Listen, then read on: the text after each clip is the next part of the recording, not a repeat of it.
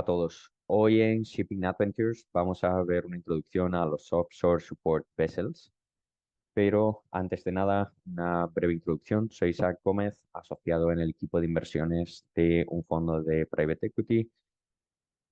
Colaboro como profesor en varios másters de finanzas y invierto a título personal desde hace algo más de 10 años y aparte asesoro a varias pymes y startups en temas de estrategia general, estrategia de ventas y gestión financiera. Como sabéis, dentro del mundo del shipping hay tres segmentos principales que más o menos todo el mundo conoce. El primero de ellos es los tankers, barcos de transporte de petróleo crudo o de sus derivados, como gasolina, diésel o químicos. En segundo lugar, los barcos portacontenedores, que sirven para el transporte de mercancías y forman o son una parte clave del comercio. En tercer lugar, el dry bulk, el transporte de carga seca, que se utiliza para el transporte de materias primas, como carbón o cereales. Antes de entrar en profundidad en este subsegmento dentro del mundo del shipping, hay que tener o hay que dar dos pinceladas de contexto sobre el sector de los OSVs. El primero es que está muy relacionado con el petróleo, tanto con el precio de la materia prima en sí misma como con los ciclos de CAPEX de la industria. Y en segundo lugar, que de 2008 a 2014, 2015 hubo un mercado alcista muy pronunciado en este sector. Desde entonces hasta más o menos 2022-23 hubo un mercado bajista también muy pronunciado debido al excesivo número de barcos que entraron en el mercado en los años o en los últimos años buenos del mercado alcista. En este gráfico lo que vemos es la evolución del achatarramiento de barcos en este sector. Como podemos ver, de 2008 a 2014, 2015 hay una tendencia claramente decreciente en el número de barcos que se achatarraban y esto es el reflejo de cuando estás ganando dinero con un barco, pues no quieres venderlo y sacarlo del mercado. Sin embargo, cuando el mercado se da la vuelta y la tendencia cambia, 2014, 2015 hasta más o menos la actualidad, vemos que el número de barcos que se achatarran se multiplica por varias veces. Cuando estás perdiendo dinero con un barco que son muy caros de mantener y muy caros de operar, directamente lo sacas del mercado, lo vendes y te quitas el problema. ¿A qué industrias o qué son los OSVs? Los OSVs son barcos especializados en apoyar actividades en plataformas petrolíferas, parques eólicos marinos, operaciones submarinas y en general cualquier entorno offshore. Esto quiere decir lejos de las costas y en actividades que se desarrollan en alta mar. Son barcos en general versátiles y que están equipados con tecnología avanzada y pueden realizar un número muy amplio de tareas. A continuación veremos en algunas de ellas, pero puede ser desde el transporte de personal a plataformas petrolíferas hasta el transporte de suministro o asistencia en operaciones de perforación y construcción. En términos de industrias a las que sirven, podríamos decir que petróleo y gas, eólica marina, exploración, tendido de cables submarinos serían quizá las principales. ¿Qué tipos de barcos eh, existen dentro de este segmento? Es importante recalcar que existen muchos tipos distintos de barcos. Podríamos decir que para cada tipo de tarea que se puede realizar en un entorno offshore existe un tipo de barco específico y que compararlos entre sí sería como comparar un barco portacontenedores con un petrolero. No tienen nada que ver. En términos generales, podríamos decir que hay buques de abastecimiento que transportan carga, suministro, equipos a plataformas offshore. Hay remolcadores que ayudan en el remolque de plataformas, en maniobras de posicionamiento. Eh, Aquí, por ejemplo, tendríamos el tipo de barcos que transportan las fijaciones o las bases para plataformas petrolíferas offshore o para molinos de viento en alta mar. También hay buques de apoyo a plataforma que proveen, por ejemplo, alojamiento temporal para los trabajadores de este tipo de proyectos en alta mar. Hay buques sísmicos que son los utilizados en estudios geofísicos y cartografía submarina para la exploración de petróleo y gas. Y luego hay buques que podríamos llamar multipropósito, que ofrecen una variedad de servicios, desde amplia de servicios, desde la instalación de cables submarinos hasta operaciones de rescate en casos de emergencia. Aquí podemos ver los principales tipos. El primero, abajo a la izquierda, es un OSV clásico, que su función principal es el transporte de mercancías o de suministro a, por ejemplo, pues a una plataforma petrolífera en alta mar. En segundo lugar, un AHTS, que es el tipo de barcos que comentaba antes, que se utilizan, por ejemplo, para transportar cargas muy pesadas, como pueden ser todas las estructuras de una plataforma petrolífera o de un molino de viento en alta mar. En tercer lugar, vemos un barco que podríamos llamar multipropósito. Este en concreto se llama Walk to Work y además puede doblar como barco de suministro. Vemos en esta parte de aquí una cubierta despejada en la que se utiliza para el transporte de mercancías, mientras que este módulo blanco es alojamiento para trabajadores. Esta es una pasarela en la que los trabajadores utilizan para eh, trasladarse o para pasar eh, la plataforma o a la estructura que estén operando en cada momento. Aquí tenemos dos tipos muy particulares y muy reconocibles de barcos. El primero es un barco seísmico o sísmico, que tiene una forma muy característica y es súper fácilmente reconocible. Y en tercer lugar, o en segundo lugar, tenemos un barco de tendidos de cables. En este tipo de barcos lo que solemos ver es una o dos bobinas, que son estos elementos cilindro que tiene en medio de la cubierta, donde se enrolla el cable que va a ser depositado en el lecho marino. Son barcos tremendamente complejos y muy caros. Por ejemplo, a comienzos de 2024 hubo un par de órdenes para la construcción de nuevos barcos de tendido de cables. En el primero de ellos era por importe de 200 millones de dólares y el segundo por 250 millones de dólares, y no se entregarán hasta dentro de un par de años. Es decir, son barcos muy complejos, muy caros y que llevan mucho tiempo adaptar a las necesidades concretas de cada cliente. ¿En qué debemos fijarnos a la hora de analizar este tipo de barcos o a la hora de analizar una compañía del sector o de este sector? Hay 5 elementos principales de un barco que influirán en su precio y en los rates que pueda conseguir.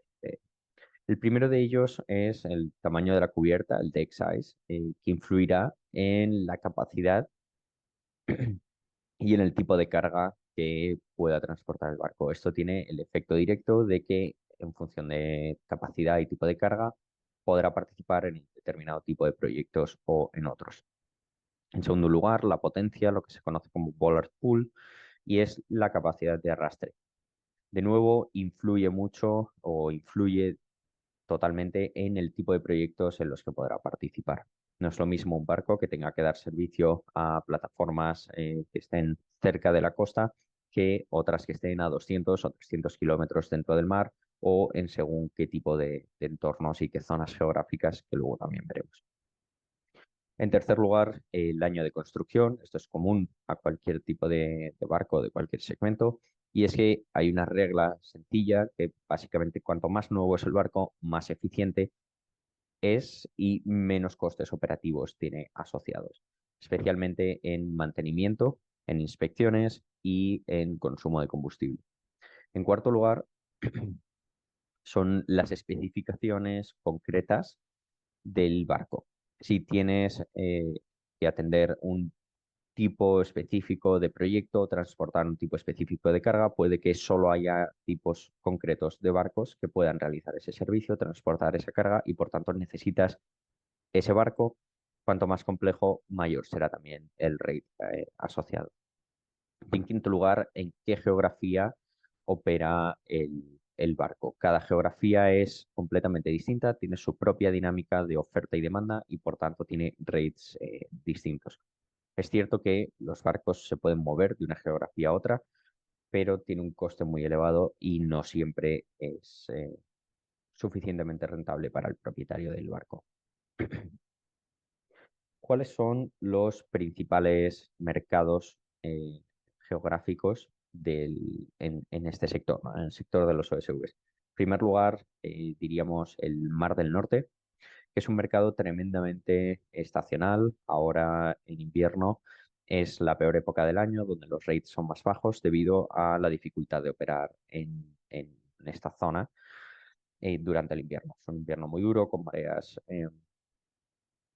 muy duras para operar allí o para realizar cierto tipo de trabajos, entonces la actividad baja. Mientras que la parte estacionalmente fuerte del año suele ser primavera y verano, cuando el clima acompaña mucho más en este tipo de operaciones.